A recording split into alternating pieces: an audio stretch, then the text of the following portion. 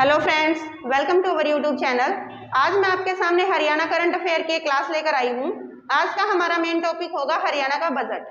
ठीक है, सबसे पहले बजट क्या होता है उसके बारे में आपको पता होना चाहिए। बजट की बहुत सारी डेफिनेशन पढ़ी होंगी आपने बुक्स के अंदर, बहुत बड़ी बड़ी, लेकिन सिंपल सी लैंग्वेज में अगर मैं आपको बताऊं तो देखो, मैं छोटा सा एग्जाम्पल देके बताती हूँ आपको।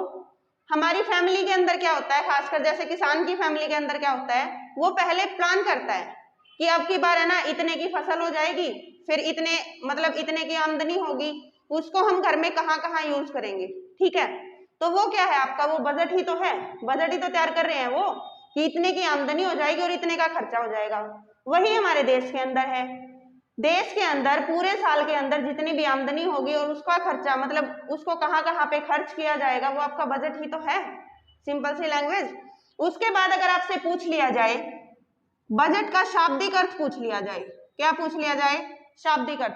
पहली बात, ये फ्रेंच लैंग्वेज से निकला है। कहां से? फ्रेंच से। कहां से निकला है? फ्रेंच से। फ्रेंच के कौन से शब्द से? बोगेट। किस शब्द से? बोगेट से। बोगेट का मीनिंग क्या होता है? चमड़े का थैला। चमड़े का थैला। बोगेट का मीनिंग होता है चमड़े का थैला। अब एक बात बताओ, चमड़े का थैला ही क्यों बोला इसको? क्योंकि 1773 के अंदर 1773 के अंदर रॉबर्ट वॉलपोल ये क्या थे, पहली बार ये बजट लेकर आए थे, और ये बजट को एक चमड़े के थैले में डालकर लेकर आए थे, तभी से इसका नाम पड़ा है बोगेट से। ठीक है, उसके बाद अगर आपसे पूछ लिया जाए कि इंडिया के अंदर पहली बार बजट कब लाया गया, तो वो आएगा आपका 1860 के अंदर। कौन लेकर आया? James Wilson. कौन लेकर आया? James Wilson. ठीक है, ये आ जाएगा आपका इंडिया के अंदर। इन्हीं को फादर ऑफ बजट भी बोला जाता है, फादर ऑफ बजट। ये बातें आपको ध्यान रखनी है। क्या बोला जाता है इनको? Father of budget. अब आपसे पूछ लिया जाए, ये तो इंडिया के अंदर पहली बार लेकर आए थे, स्वतंत्र भारत का पहला बजट, इंडिया के स्वतंत्र होने के बाद स्वतंत्र भारत का पहला बजट, ये कौन लेकर आया था आपका? ये लेकर आए थे षणमुखम सेठी। षणमुखम सेठी। कौन लेकर आए थे? षणमुखम सेठी। कब लेकर आए थे ये? 1949 के अंदर। ठीक है, ये था आपका स्वतंत्र भारत का पहला बजट। अगर आपसे पूछ लिया जाए गणतंत्र भारत का, गणतंत्र भारत का यानी संविधान बनने के बाद बजट कौन लेकर आया था, तो आएगा जॉन मथाई। कौन आएगा? जॉन मथाई। ये दो बातें आपको ध्यान रखनी है। देखो, सबसे पहली बार बजट रॉबर्ट वॉलपोल लेकर आए थे। इंडिया में पहली बार बजट जेम्स विल्सन लेकर आए थे। इंडिया के स्वतंत्र होने के बाद बजट कौन लाया? षणमुखम सेठी लाया था। इंडिया का संविधान बनने के बाद बजट कौन लाया? जॉन मथाई लेकर आया था। ये बातें आपको बिल्कुल ध्यान रखनी है। ठीक है, अब बात आ जाए हरियाणा की। हरियाणा का पहला बजट किसने पेश किया? हरियाणा का पहला बजट किसने पेश किया था? तो आपका आ जाएगा ओम प्रभा जैन। ओम प्रभा जैन। ओम प्रभा जैन ने हरियाणा का पहला बजट पेश किया था। और कब किया था? 1966 के अंदर हरियाणा बना था ना, तो 1967 के अंदर। कब किया था? 1967 के अंदर। ओम प्रभा जैन के बारे में पूछ लिया जाए तो ये आपकी कैथल सीट से विधायक रहेंगी। कहां से? कैथल से। एक बात और ध्यान रखनी है, ये हरियाणा की तो पहली वित्त मंत्री थी ही। ओम प्रभा जैन है जो, ये हरियाणा की पहली वित्त मंत्री थी। उसके बाद पूरे इंडिया के अंदर किसी भी राज्य की पहली वित्त मंत्री, पूरे इंडिया के अंदर किसी भी राज्य की पहली वित्त मंत्री, ये भी ओम प्रभा जैन थी। इस बात को आप ध्यान रखेंगे। ओम प्रभा जैन आ गई। उसके बाद अगर आपसे पूछ लिया जाए, अगर आपसे पूछ लिया जाए इंडिया की पहली महिला जिन्होंने बजट पेश किया, वो कौन थी? इंडिया की पहली महिला, पहली भारतीय महिला जिन्होंने बजट पेश किया था, वो कौन थी? वो इंदिरा गांधी थी। कौन थी? श्रीमती इंदिरा गांधी। इन्होंने पहली बार बजट पेश किया था, लेकिन पूर्ण रूप से वित्त मंत्री बनकर, ये वित्त मंत्री नहीं थी, प्रधानमंत्री थी।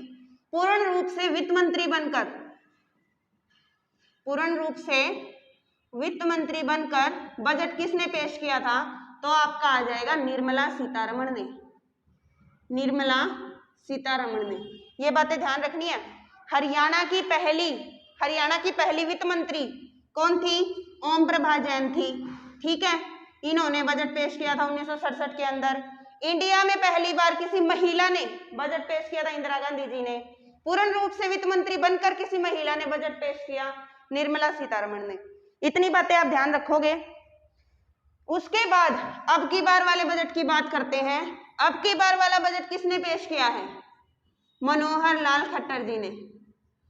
मनोहर लाल खट्टर जी ने इन्होंने बजट पेश किया है, क्योंकि ये सीएम भी यही है और वित्त मंत्री भी यही है। तो वित्त मंत्री बजट पेश करता है ना, तो इन्होंने अब की बार बजट पेश किया है। कब किया है, 8 मार्च 2022। 8 मार्च 2022 डेट आपको याद रखनी है। ये मनोहर लाल खट्टर जी ने पेश किया है, 8 मार्च 2022 को पेश किया है। अब आपसे पूछ लिया जाए बजट के अंदर जो बजट की राशि है वो कितनी रखी गई है, बजट की राशि कितनी है, तो कैसे याद करोगे, 177 255 ऐसे टुकड़े बना के याद कर लेना। इतने करोड़ रुपए की 177 255 इतने करोड़ रुपए की आपकी राशि रखी गई है। और पिछली बार वाले बजट से, पिछली बार कितना था, 155 करोड़ के समथिंग था ना, उससे ये 15.6% 15.6% ज्यादा है। मेन आंकड़ा है, याद रखना है, बार बार बोलोगे ना अपने आप याद हो जाएगा। कैसे याद करोगे, 177 फिर 255 ऐसे याद कर लेना, 177 255। और पिछली बार वाले से कितनी ज्यादा है ये, 15.6%। उसके बाद आपसे पूछ लिया जाए 8 मार्च को किया गया था ये, 8 मार्च को क्या था, अंतरराष्ट्रीय महिला दिवस। क्या था, अंतरराष्ट्रीय महिला दिवस। महिलाओं के सशक्तिकरण को बढ़ाने के लिए, उनकी एम्पावरमेंट को बढ़ाने के लिए अब की बार 8 मार्च को बजट पेश किया गया है, उसके ऊपर ज्यादा ध्यान दिया है। इसी चीज को देखते हुए एक पुरस्कार भी रखा गया है आपका, सुषमा स्वराज। क्या रखा गया है, सुषमा स्वराज पुरस्कार। इसके अंदर क्या होगा, आपको एक तो शील्ड दी जाएगी, जो आपका प्रशस्ति पत्र होता है वो दिया जाएगा, प्लस में 5 लाख रुपए दिए जाएंगे। ठीक है, मेन बात है किसको दिए जाएंगे, कोई भी लड़की राष्ट्रीय स्तर पर या अंतरराष्ट्रीय स्तर पर कुछ ऐसा काम करती है, अपनी पहचान बनाती है, तो उसके लिए उसको क्या दिया जाएगा, सुषमा स्वराज पुरस्कार दिया जाएगा, जिसके अंदर क्या मिलेंगे, 5 लाख रुपए मिलेंगे। साथ ही साथ एक और पुरस्कार याद रखना है आपने, दर्शन लाल जैन। ये इस पुरस्कार की भी शुरुआत करी गई है अब की बार बजट में। ये किसको मिलेगा, पर्यावरण के क्षेत्र में जो अपनी रुचि दिखाएगा, जो काम करेगा, उसको क्या, कौन सा पुरस्कार मिलेगा, दर्शन लाल जैन पुरस्कार मिलेगा। ये दो बातें आपको ध्यान रखनी है, एक सुषमा स्वराज पुरस्कार, कोई भी लड़की, लड़कियों को मिलेगा, कोई भी लड़की अंतर्राष्ट्रीय स्तर पर या राष्ट्रीय स्तर पर अपनी अलग से पहचान बनाती है, उसको दर्शन लाल जैन पुरस्कार। पर्यावरण के क्षेत्र में योगदान देने के लिए उसको मिलेगा दर्शन लाल जैन पुरस्कार।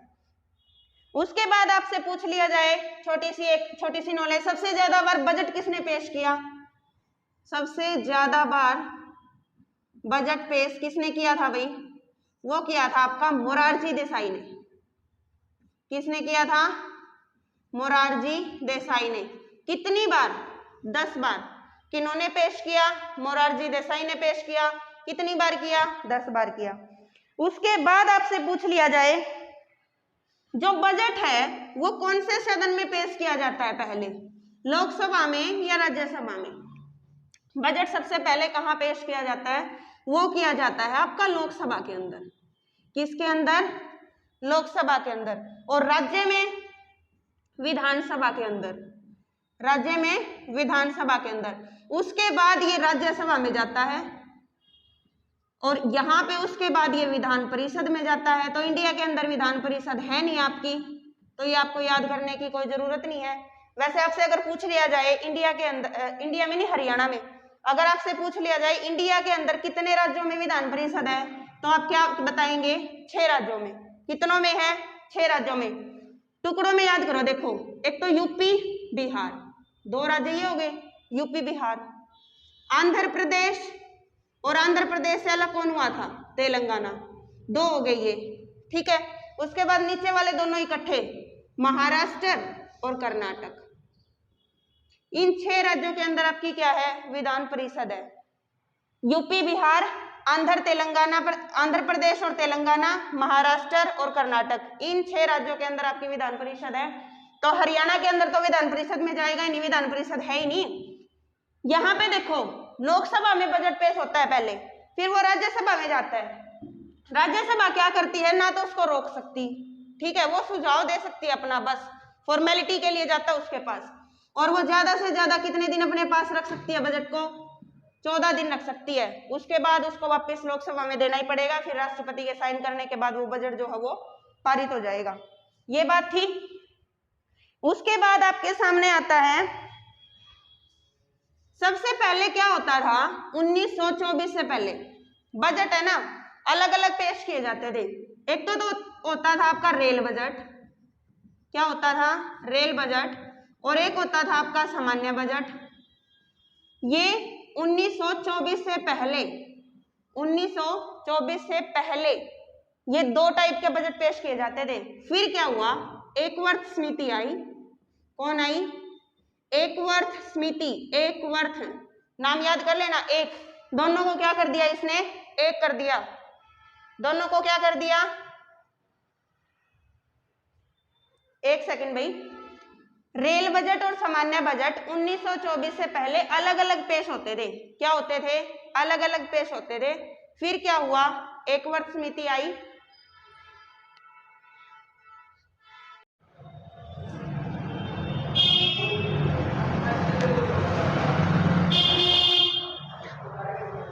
उन्नीस सौ 24 से पहले क्या होता था, बजट है ना एक साथ ही पेश किया जाता था जैसे अब कर रहे हैं, ठीक है। लेकिन उससे 1924 के बाद क्या हुआ, फिर एकवर्थ समिति आई, एकवर्थ समिति आई, और उसने क्या किया, बजट को 2 पार्ट में बांट दिया। एक तो आपका रेल बजट और एक आपका सामान्य बजट। ये बात आपको ध्यान रखनी है, ठीक है। ये बात है 1924 की। 1924 से पहले बजट ऐसे ही पेश होता था जैसे अब हो रहा है, लेकिन 1924 में क्या हुआ, एकवर्थ समिति आई और इसने एक एक करके बजट को 2 हिस्सों में बांट दिया। एक तो रेल बजट रेल मंत्री पेश करता था, और सामान्य बजट आपका वित्त मंत्री। लेकिन फिर क्या हुआ, 2017 से वापिस से आपका एक ही बजट आता है, उसी के अंदर रेल का भी आता है, सारी चीजें उसी के अंदर आती हैं। ये बीच में एक छोटी सी बात थी। उसके बाद क्या है भाई, उसके बाद देखो, उसके बाद हम एक चीज और, अब की बार है ना बजट के 5 केंद्र बिंदु बनाए हैं। क्या बनाए हैं, 5 केंद्र बिंदु, यानी किन किन चीजों पर ज्यादा फोकस किया गया है। सबसे पहले क्या आएगा आपका, सहभागिता पर। किस पर, सहभागिता पर। उसके बाद क्या आता है आपका, सतत विकास पर। सतत विकास के अंदर हरियाणा की कितनी, कौन सी रैंक आपकी इंडिया के अंदर, 14वीं रैंक है, याद रखना इस बात को, निरंतर विकास करना। उसके बाद है समर्थ हरियाणा के ऊपर बल दिया गया अभी बजट के अंदर। उसके बाद है आपका अंत्योदय योजना। अंत्योदय योजना के अंदर क्या है आपका, गरीबों का कल्याण किया जाएगा। क्या किया जाएगा, गरीबी दूर हटाई जाएगी अंत्योदय योजना के अंतर्गत। उसके बाद है पर्यावरण की तरफ भी विशेष बल दिया गया है। ये 5 आपके केंद्र बिंदु है, मोस्ट इंपोर्टेंट पार्ट बजट का। सहभागिता, सतत विकास, समर्थ हरियाणा, अंत्योदय योजना और पर्यावरण, ये चीजें आपको याद रखनी है। उसके बाद देखो, अब जो राशियां हैं वो किसको कितनी कितनी मिली है, राशियां किसको कितनी कितनी मिली है। सबसे पहले मेन राशि क्या बताई थी मैंने, 177 255, इतने करोड़ का बजट है आपका। 177 इतने करोड़ का बजट है। पिछले वाले बजट से 15.6% ज्यादा। पिछले बजट से, पिछला बजट क्या था, 155 करोड़ समथिंग था ना, तो उससे 15.6% बढ़ोतरी है अब की बार। इसमें से देखो सबसे ज्यादा मिला है शिक्षा को। किसको मिला है, शिक्षा को। याद कैसे करोगे, 2025 याद रखोगे, 2025वां सन है जो, 2025 तक आप सभी पढ़ लिख के अच्छी अच्छी जॉब पर होंगे। उसके बाद आप क्या करोगे, पढ़ाई नहीं करोगे ना, ठीक है, जब जॉब मिल जाएगी पढ़ाई क्यों करोगे फिर आप, फिर पढ़ाई की वैल्यू क्या हो जाएगी, 0। तो क्या छोटी सी ट्रिक है, बस ये ध्यान भावनाओं पे मत लेना। 2025 कहीं ये कह दो कि मैम पढ़ाई की वैल्यू 0 नहीं होती, ये नहीं होती। 2025 तक जॉब मिल जाएगी, उसके बाद 0 लगा देना आगे। ये है आपका शिक्षा के ऊपर। किसके ऊपर है आपका, शिक्षा के ऊपर। किसके ऊपर है, शिक्षा के ऊपर। उसके बाद देखो आगे वाला क्या है, आगे है भाई आपका कृषि के ऊपर। किसके ऊपर है, कृषि के ऊपर। कितना है, 5988 करोड़। कितना है, 5988 करोड़। कृषि से याद आया, आपके कृषि मंत्री कौन है, जेपी दलाल, ठीक है, लोहारू से विधायक हैं आपके। उसके बाद है सहकारिता के ऊपर। सहकारिता, सहकारिता पर खर्च हुआ है भाई 1537 करोड़, 1537 करोड़। उसके बाद है स्वास्थ्य, स्वास्थ्य पर खर्च हुआ है 8925 करोड़। कितना, 8925 करोड़। उसके बाद है महिला व बाल विकास, महिला व बाल विकास, इनके ऊपर खर्च हुआ है 2017 करोड़। ये डाटा भी याद रखना है, क्योंकि जो बजट है वो आपका 8 मार्च को पेश किया गया है ना। 8 मार्च को मैंने बताया क्या था, अंतर्राष्ट्रीय महिला दिवस, ठीक है। तो महिला वाला बजट आपको ध्यान रखना है। महिला व बाल विकास के ऊपर कितना है, 2017। कैसे याद करोगे, बस माइंड में एक साल बैठा लेना है कि 2017 के बाद है ना महिलाओं की जो स्थिति है वो अच्छी होती जा रही है, बेहतर होती जा रही है, ठीक है। कब से, 2017 से। कब से, 2017 से। तो वहीं से याद कर लोगे 2017 करोड़। उसके बाद है भाई आपका सामाजिक न्याय, सामाजिक न्याय, इसको कितना मिला है आपका, 10,229 करोड़। शिक्षा के बाद इसी का नंबर है 10,229 करोड़।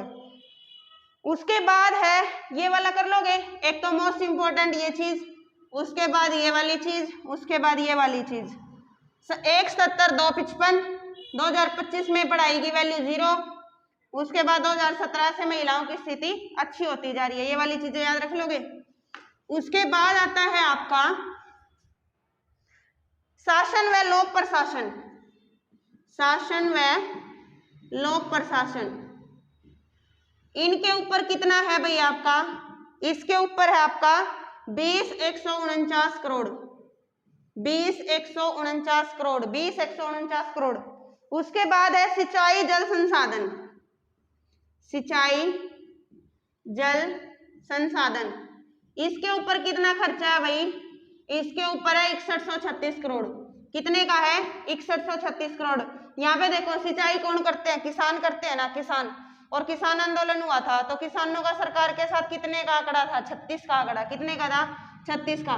जिस भी ऑप्शन के पीछे 36 लग जाए लगा देना, टिक कर देना उसके ऊपर।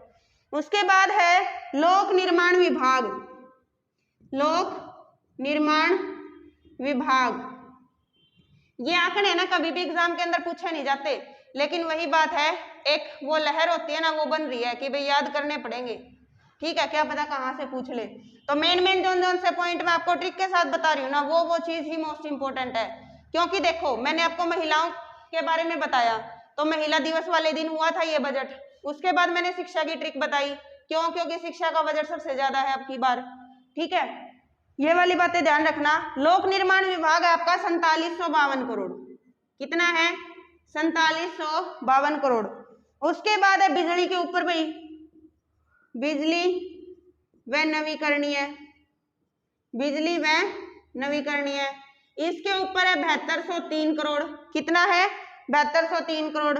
फिर आपका जन स्वास्थ्य, जन स्वास्थ्य के ऊपर है 4554 करोड़, ठीक है, 4554 करोड़।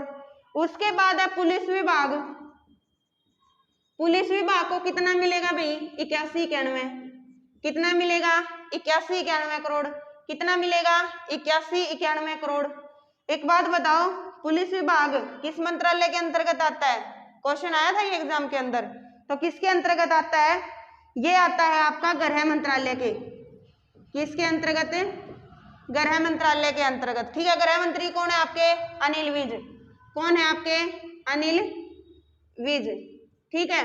ये वाली चीजें कर लोगे। उसके बाद है आपके सामने पुलिस वाला कर लिया, पुलिस में लग गए।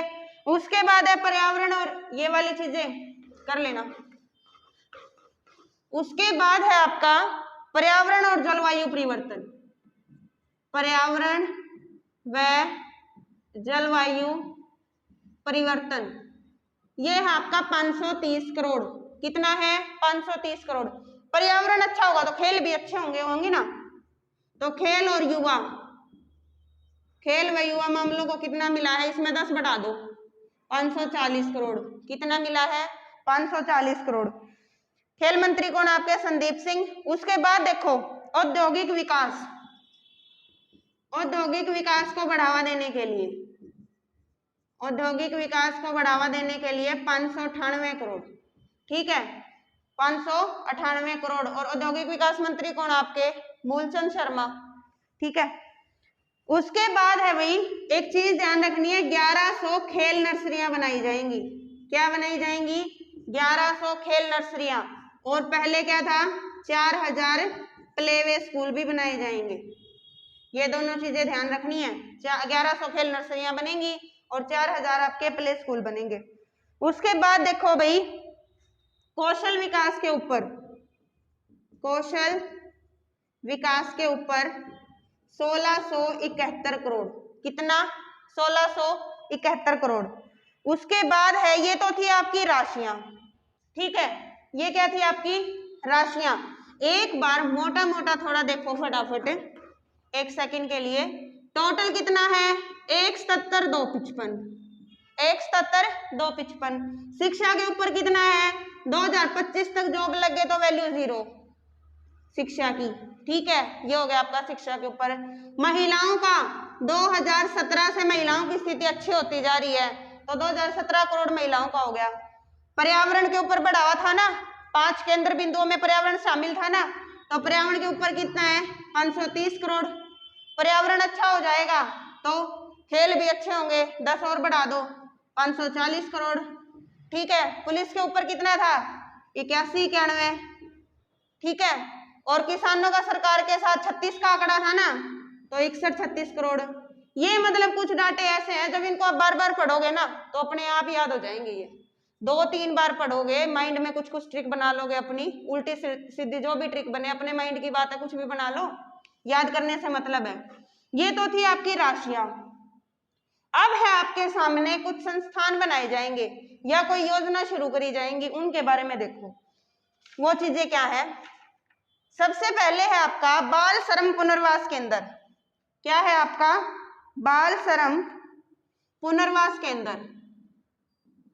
बाल श्रम पुनर्वास केंद्र ये बनेगा आपका गुरुग्राम प्लस फरीदाबाद। गुरुग्राम प्लस फरीदाबाद। याद कैसे करोगे? पहले क्या होता था, छोटे छोटे बच्चों को काम पे लगा लेते थे ना, ठीक है, उनके गुरु बन जाते थे गुरु। लेकिन अब क्या हो गया? वो बच्चे फुर हो गए काम से। ठीक है, अब नहीं काम करेंगे, वो गुरु बन जाते थे, बच्चे फुर हो गए। ठीक है, तो बाल श्रम केंद्र कहाँ बनाए जाएंगे? गुड़गांव फरीदाबाद। ये चीजें यूं नहीं है, ये चीजें पेपर में पूछ सकता है, कौन सा केंद्र कहाँ बनेगा, कौन सी योजना शुरू हुई है, किसके लिए शुरू हुई है, वो चीजें ध्यान रखोगे आप। तो गुड़गांव और फरीदाबाद में बाल श्रम पुनर्वास केंद्र बनेगा आपका। उसके बाद है भाई एक संग्रहालय बनाया जाएगा। संग्रहालय बनाया जाएगा कहाँ? कुणाल के अंदर। कुणाल कहाँ है आपका? फतेहाबाद में। कहाँ है कुणाल? संग्रहालय क्यों बनाया जाएगा भाई? क्योंकि कुणाल के अंदर है ना जो हड़प्पा सभ्यता, सुनिए ना आपने, हड़प्पा सभ्यता, उससे पहले जो सभ्यता थी ना उसके साक्ष्य मिले हैं। ठीक है, तो उसी के लिए कुणाल के अंदर संग्रहालय बनाया जाएगा। उसके बाद है आपका मिशन अभ्युदय योजना। मिशन अभ्युदय योजना। और एक है इसके साथ ही करोगे आप दिव्य नगर योजना। दिव्य नगर योजना। अब देखो इन दोनों में फर्क क्या है, दोनों पेपर के अंदर पूछे जाने वाली योजना है। मिशन अभ्युदय योजना के अंदर तो क्या है? ग्रामीण व शहरी, ग्रामीण व शहरी क्षेत्रों में कंपटीशन को बढ़ाना, ये तो आएगा मिशन अभ्युदय योजना के अंतर्गत। अभ्युदय ग्रामीण और शहरी दोनों आएंगे। दिव्य नगर योजना ये है शहरी क्षेत्र को बढ़ावा देना, ठीक है। इसके अंदर गांव का कोई रोल नहीं है, याद रखना। नगर है ना नगर, तो नगर के अंदर क्या आ जाएगा, बस शहर आएगा। अभ्युदय के अंदर शहर और ग्रामीण दोनों जगह आएंगी, दोनों में कंपटीशन को बढ़ावा देना। उसके बाद है आपका इलेक्ट्रॉनिक बस चलाई जाएंगी भाई। इलेक्ट्रॉनिक बस की एक पायलट योजना शुरू की जाएगी। पायलट योजना शुरू की जाएगी इलेक्ट्रॉनिक बसों की। क्या होता है, जैसे अब स्कूटी वगैरह आ गई ना, ऑटो वगैरह भी चलने लगी है ना, तो अब बसें चलाएंगे बिजली से। तो वो कौन कौन से, पहले किन किन शहरों के अंदर चला के देखेंगे, 4 शहरों के अंदर, 4 डिस्ट्रिक्ट के अंदर। कितनों के अंदर, 4 डिस्ट्रिक्ट के अंदर। याद कैसे करोगे, इस बस को चलाएगा कौन, रोहतास चलाएगा। कौन चलाएगा, रोहतास चलाएगा। बस को कौन चलाएगा, रोहतास चलाएगा। बस को लेके वो सबसे पहले कहां पे जाएगा, यमुना नदी पर जाएगा। यमुना नदी पे गया है तो क्या लेने गया है, पानी लेने गया है। क्या लेने गया है, पानी लेने गया है। पानी लेने के बाद वो कहां जाएगा, हिसार जाएगा। पानी लेके कहां चला जाएगा, लास्ट में हिसार चला जाएगा। तो ये चारों डिस्ट्रिक्ट है जहां पे आपकी इलेक्ट्रॉनिक बस की पायलट योजना शुरू की जाएगी। रोहतास मतलब रोहतक, यमुना मतलब यमुनानगर, पानी मतलब पानीपत, और हिसार मतलब हिसार। इन 4 जगहों पे आपकी क्या शुरू की जाएगी, इलेक्ट्रॉनिक बस पायलट योजना, ठीक है। याद रखना इस बात को। बस को चलाएगा रोहतास, यमुना नदी पे जाएगा पानी लेने के लिए, और फिर वहां से हिसार की तरफ निकल जाएगा। उसके बाद है भाई आपका एक्वा पार्क। क्या, एक्वा पार्क। एक्वा पार्क किससे संबंधित है, एक थी मछली, ठीक है। एक थी मछली, एक थी मछली। और मछली कहाँ रहती है, पानी। कहाँ रहती है, पानी। पानी मतलब भिवानी, यहाँ पे पानीपत मत कर देना, बस वानी पानी, वानी पानी, ठीक है। वानी पानी, भिवानी, पानीपत मत कर देना, कहीं पानी याद आते ही पानीपत कर दो, भिवानी। एक्वा पार्क आ जाएगा भाई। उसके बाद है आपका मेडिकल व नर्सिंग कॉलेज। ये सारी बातें याद रखनी है अच्छे से। मिशन अभ्युदय योजना ग्रामीण व शहरी दोनों में है। दिव्य नगर योजना शहरी में है। इलेक्ट्रॉनिक बस पायलट योजना 4 डिस्ट्रिक्ट में है, रोहतक, यमुनानगर, पानीपत, हिसार। और एक्वा पार्क आपका मछली से संबंधित है, मत्स्य पालन से। ये भिवानी में आपका स्थापित किया जाएगा। बाल श्रम पुनर्वास के अंदर पहले गुरु बन जाते थे बच्चे, फुर हो गए। संग्रहालय कहाँ बनाया जाएगा, कुणाल में। तो ये चीजें आप याद रखोगे। उसके बाद है आपका 4 जगहों पर आपके मेडिकल और नर्सिंग कॉलेज खोले जाएंगे भाई। मेडिकल व नर्सिंग कॉलेज खोले जाएंगे। अभी देखो, लिखने को तो मैं भी लिख देती फटाफट बोर्ड पे, लेकिन मेन मकसद क्या है, उनको याद करवाने का है। जब तक आप उनको याद ही नहीं कर पाओगे क्या फायदा। डाटा तो आपको सिंपल पीडीएफ में भी मिल जाएगा, मेन मकसद याद करने का है। तो मेडिकल व नर्सिंग कॉलेज कहाँ पे बनाए गए हैं भाई, 4 डिस्ट्रिक्ट के अंदर बनाए गए हैं। सबसे पहले देखो, मेडिकल क्या, दवाइयां, जो अपने दादा दादी है वो दवाइयां नहीं लेने देते ना, देसी इलाज बता देते हैं। तो दादी ने क्या किया, दादी ने देसी इलाज बता दिया। किसको, 5 लोगों को, या फिर 5 पांडवों को। 5 लोगों को देसी इलाज बताया दादी ने। फिर उन्होंने क्या किया, एक ही पल में फतेह हासिल कर ली, ठीक है। दादी ने 5 लोगों को इलाज बताया दवाइयों का, फिर उन्होंने एक ही पल में फतेह हासिल कर ली। दादी मीन्स दादरी, 5 मीन्स पंचकुला, पल मीन्स पलवल, फतेह मीन्स फतेहाबाद, ठीक है। याद कर लोगे। दादी ने 5 लोगों को दवाइयों का इलाज बताया, उन्होंने एक ही पल में फतेह हासिल कर ली। दादरी, पंचकुला, पलवल, फतेहाबाद, यहाँ पे आपके क्या बनेंगे, मेडिकल व नर्सिंग कॉलेज स्थापित किए जाएंगे। मेडिकल दवाइयां रिलेट हो जाएंगी ना। उसके बाद है आपका हरियाणा राज्य खेल संस्थान। हरियाणा राज्य खेल संस्थान, ये कहाँ बनेगा आपका, ये बनेगा पंचकुला के अंदर। कहाँ बनेगा, पंचकुला के अंदर। पंचकुला में कहाँ, ताऊ देवीलाल स्टेडियम में। ताऊ देवीलाल स्टेडियम में, पंचकुला में ताऊ देवीलाल स्टेडियम में। और इसका हेड किसको बना सकते हैं भाई, नीरज चोपड़ा जी को। किसको, नीरज चोपड़ा को। कौन है नीरज चोपड़ा, किस खेल से संबंधित है? भाला फेंक से। कहां से है? पानीपत से। कितना भाला फेंका था? 87.59, इतना ही था ना, 85 था, पता नहीं 87 था, देख लेना इसको। कहां से ये गोल्ड मेडल लेकर आए थे? ओलंपिक में क्या जीता था इन्होंने? गोल्ड मेडल जीता था। ये बातें ध्यान रखना सारे। कर लोगे ये? मेडिकल नर्सिंग कॉलेज बना दोगे, बस चला दी तुम लोगों ने, और हरियाणा राज्य खेल संस्थान भी बन गया पंचकुला के अंदर। उसके बाद देखो भाई और क्या क्या बनाएंगे ये।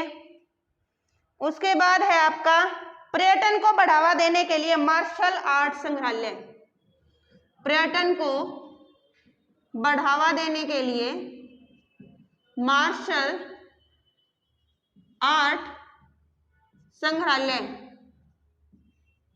ये कहाँ बनाया है इन्होंने? लोहागढ़ दिया अब की बार तो, ठीक है, लोहागढ़ में। कहाँ बनाया है? लोहागढ़ में। मार्शल आर्ट का संग्रहालय बनाने लगे तो लोहागढ़ दिया अब की बार। उसके बाद है आपका 2 पुरस्कार मैं आपको बता चुकी, एक सुषमा स्वराज पुरस्कार, सुषमा स्वराज पुरस्कार, और एक है आपका दर्शन लाल जैन पुरस्कार। सुषमा स्वराज पुरस्कार 5 लाख रुपए मिलेंगे, एक प्रशस्ति पत्र मिलेगा। जो लड़की नेशनल या इंटरनेशनल स्तर पर अपनी अलग से पहचान बनाएगी उसको मिलेगा। दर्शन लाल जैन क्या थे? एक पर्यावरणविद थे ना, तो पर्यावरण के क्षेत्र में जो अच्छा काम करेगा उसको दर्शन लाल जैन पुरस्कार मिलेगा। उसके बाद देखो आपका, उसके बाद आ जाएगा शिक्षा शोध के लिए एक इंस्टीट्यूट बनाया जाएगा भाई।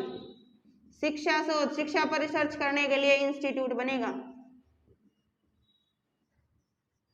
वो कहाँ बनेगा? मानेसर में। कहाँ बनेगा? मानेसर में। कहाँ बनेगा? मानेसर। उसके बाद है भाई किसान क्रेडिट कार्ड योजना। किसान क्रेडिट कार्ड योजना किससे संबंधित है? ये मत्स्य पालन से। किससे संबंधित है? मत्स्य पालन से। याद रखना, ये बात कहीं कंफ्यूज हो जाओ कि किसान है तो पेपर में कृषि जरूर मिलेगा, तो किसान क्रेडिट कार्ड योजना किससे संबंधित है? मत्स्य पालन से। क्रेडिट मत्स्य पालन। साथी योजना, मोस्ट इंपोर्टेंट क्वेश्चन भाई। साथी योजना, साथी योजना के अंदर क्या है भाई? लड़कियों के लिए सुरक्षित परिवहन उपलब्ध करवाना, ठीक है, लड़कियों के लिए सुरक्षित परिवहन, ताकि वो आसानी से अपने घर जा सके बिना किसी डर के। तो वो किसके अंदर आएगा? साथी के अंदर। साथी योजना, लड़कियों के लिए सुरक्षित परिवहन, ये है आपका साथी योजना। उसके बाद है संस्कृति मॉडल स्कूल बनाए जाएंगे भाई। संस्कृति मॉडल स्कूल बनेंगे। कितने बनेंगे? 362। कितने? 362। उसके बाद है हरियाणा मातृ शक्ति उद्यमिता योजना, ये भी मोस्ट इंपोर्टेंट है। ये वाली चीजें कर लोगे। किसान क्रेडिट, मत्स्य पालन से, साथी योजना, लड़कियों के लिए सुरक्षित परिवहन, शिक्षा शोध के लिए इंस्टीट्यूट मानेसर में 2 पुरस्कार बनाए गए हैं अब की बार, मोस्ट इंपोर्टेंट, और पर्यटन को बढ़ावा देने के लिए मार्शल आर्ट है लोहागढ़ में। लास्ट चीज है आपकी एक, बस लास्ट योजना और वेरी वेरी वेरी इंपॉर्टेंट योजना, वो देखो हरियाणा मातृ शक्ति उद्यमिता योजना। हरियाणा मातृ शक्ति उद्यमिता योजना, देखो नाम से ही पता चल रहा है, मातृ मतलब माँ, माँ को पहचान किसमें मिली है? जो हमने परिवार पहचान पत्र बनाया है, परिवार पहचान पत्र, यानी जो हमारी फैमिली आईडी बनी है उसके अंदर मुखिया कौन बनी है? माँ ही बनी है ना, ठीक है, तो मातृ हो गया। उद्यमिता मतलब उद्योगों के लिए, यानी अगर हमारी फैमिली आईडी में हमारी इनकम 5 लाख से कम है ना, अगर हमारी फैमिली आईडी में हमारी इनकम 5 लाख से कम है ना, तो हमें 3 लाख तक का लोन मिल जाएगा, और वो भी बिल्कुल कम रेट पर, वो भी बिल्कुल कम रेट पर। ये बातें किसके अंदर है? हरियाणा मातृ शक्ति उद्यमिता योजना के अंदर है, ठीक है। पेपर में ये दे देगा, ये पूछ लेगा कौन सी योजना में है, तो इसमें है। पेपर में ये दे देगा, ये पूछ लेगा ये योजना किससे संबंधित है भाई, तो इससे संबंधित है।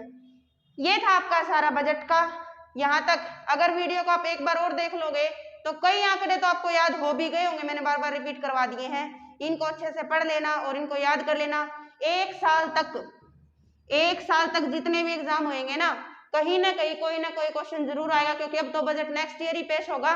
तो एक साल तक करंट का विषय रहने वाला है ये, इसको अच्छे से पढ़ना, याद कर लेना।